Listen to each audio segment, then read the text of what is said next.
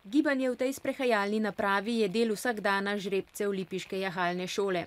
Pred treningom zato, da si segrejejo sklepe in mišice, po njem pa da se primerno ohladijo in sprostijo. Naprava torej naredi tisto, kar bi sicer morali narediti jahači oziroma trenerji. Ne bi bilo prav fejst pošteno, če bi se kar na hladnega konja usedli pa takoj začeli tekati ali pa galopirati, kasati ali pa kar si figure izvajati z hladnim hrbtom. Konj je kot človek.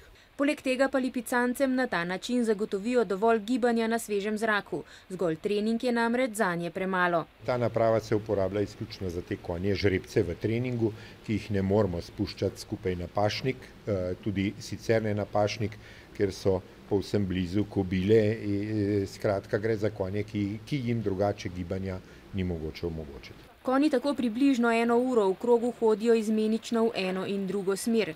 Na njihovih skrbnikih pa je, da tega časa ne presežejo. Naprava se sicer po 2 urah samodejno ustavi. Lipicanec, ki je bil v njej ujet več ur, torej ni hodil ves čas, vseeno pa je daljše zadrževanje v napravi za žival mučno in nedopustno.